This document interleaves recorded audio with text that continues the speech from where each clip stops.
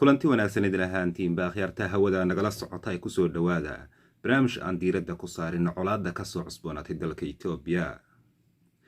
Toddobaad ayaa kasoo wareegtay markii uu dib u bilowday dagaalka waqooyiga Itoobiya kaas oo u dhexeeya kooxda TPLF iyo xukuumadda Itoobiya.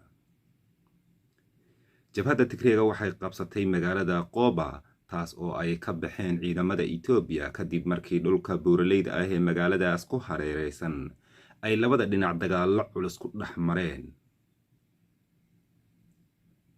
Afhayeenka TPLF Getachew Reda oo waraysi siiyey telefishinka Tigreega ayaa ka hadlay arrimo ay ka mid yihiin dagaalka waxaa keenay macaluusha ka taagan deegaanka Tigreega iyo wada hadallada nabadeed ee labada dhinac u dhexeeyay halka ay ku dambeeyeen. Getachew Reda wuxuu fariin kala duwan u diray qoomiyadaha dalka Itoobiya isaga oo u jeediyey in aysan qayb ka noqonin dagaalka ka socda waqooyiga dalkaasi. Qoomiyadaha uu fariinta u dirayna waxaa ku jiray Soomaalida gaar ahaan dhalinyarada, isaga oo ku tilmaamay in aysan u noqonin baldoosta lagu xaadho ee la isaga dhiga xabadda. Reda wuxuu sheegay in dhulka walqayta aysan axmaaradu lahayn isla markaana aysan jirin sabab ay dhalinyarada Soomaalida ah ee ay ugu dagaalamaan qoomiyadda axmaarada oo ay kula jiraan dagaal culus oo muddo soo taagnaa.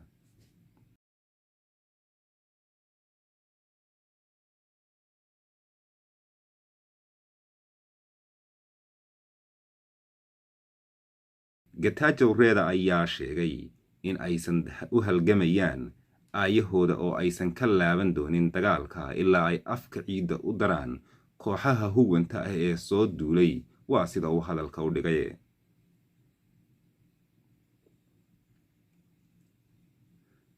Afhayeenka TPLF oo mar ahaan jiray wasiirka warfaafinta Itoobiya xilligii ay talada dalka haysteen ayaa sheegay in uu khasaare aad u ballaaran soo gaaray dadka ku dhaqan gobolka Tigreega kaas oo 2 sano ku dhawaad ay ku hardamayeen ciidamada Itoobiya oo kaashanaya kuwa Eritrea ee dalka deriska la Itoobiya iyo kooxda TPLF.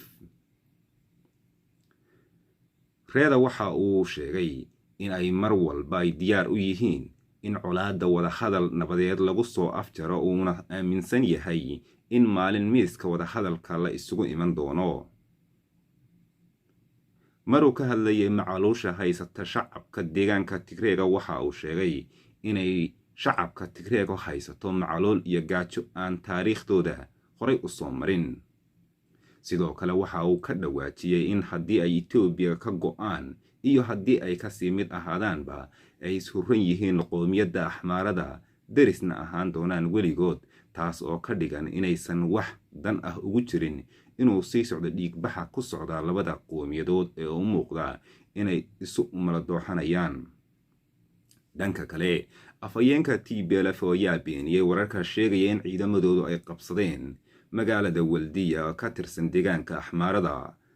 wararka qaarkood ayaa sheegaya in ciidamada TPLF ee fallaagadu ay qabsadeen magaalada Waldiya iyaga oo ku sii jeeda dhinaca gobolka axmaarada ee magaalada taariikhiga ah ee la yiraahdo Lalibela.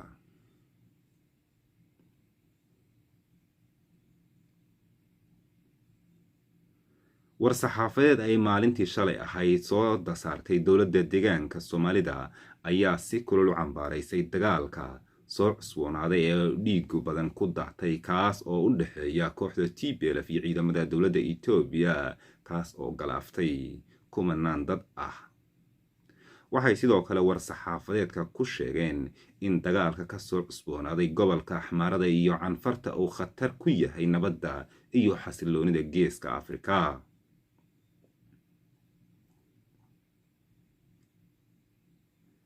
dagaalka waqooyiga Itoobiya oo 22 bilood ka hor soo bilowday oo muddo 5 bilood ah u muuqday mid istaagay ayaa 7 maalin ka hor dib uga bilowday xadka ay wadaagaan deegaanada axmaarada iyo Tigreega.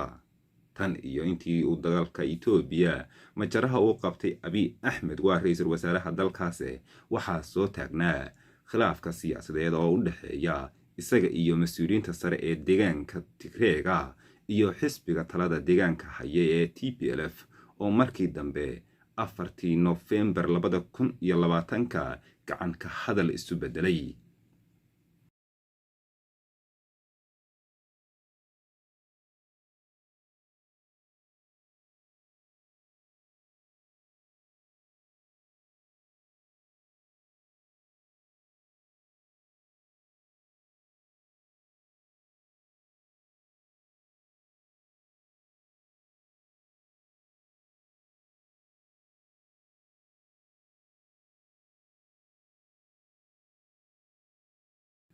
colaadda labada dhinac u dhaxaysa ayaa sidii loo soo afjari lahaa waxaa waan nabadeed ka dhex waday midowda Afrika, Mareykanka iyo dalal kale, inkasta oo dadaaladaasi dhinacyadaasi ay wadeen ay miro dhali waayeen.